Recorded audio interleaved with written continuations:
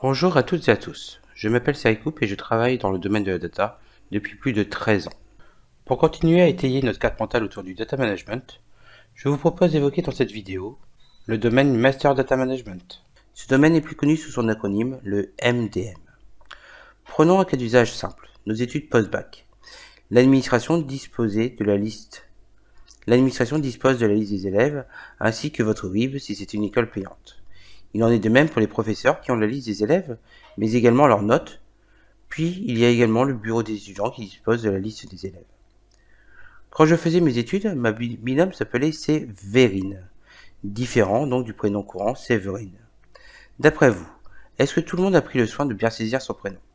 Pire, puisqu'il y aurait des versions différentes, qui a la bonne orthographe?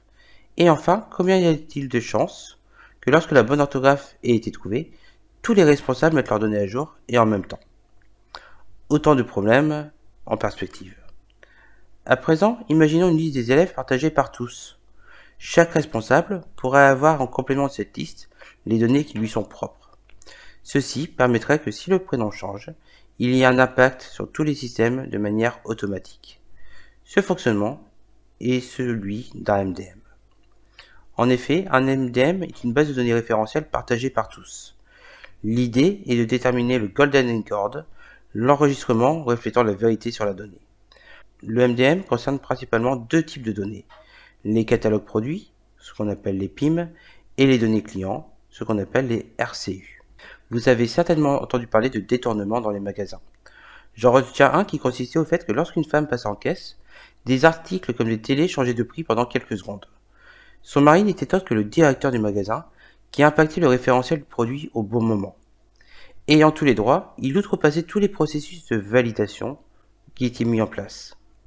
Normalement, ce mécanisme de workflow est inclus dans tout MDM pour assurer la validité des changements. Lors d'utilisation d'un MDM client, le MDM est souvent associé à la notion de déduplication fusion, nécessaire pour avoir des données de qualité mais surtout distinctes. L'idée est de pouvoir regrouper les mêmes personnes qui se sont inscrites sur différents canaux, différentes sources, pour les réunir en une et une seule personne. En effet, nous aurions pu ajouter que le domaine de la data quality est toujours utilisé conjointement avec le domaine du MDM, quitte à centraliser les données, autant qu'elles soient de qualité. Voici quelques informations sur le MDM qui est au centre des préoccupations de nombreuses sociétés. Nous voici à la fin de ce webinaire sur le data management et espérons qu'il vous a permis de vous familiariser avec ce domaine si important pour toute société. Nous restons bien sûr à votre disposition pour toute question. N'hésitez pas à vous abonner sur notre compte LinkedIn, Facebook, Twitter, mais également sur notre chaîne YouTube. Si vous voulez vous renseigner sur notre activité, rejoignez-nous sur notre site internet. Je vous remercie de votre attention. Restez connectés à DBI, nous aurons le plaisir de vous retrouver sur de nouveaux sujets très prochainement.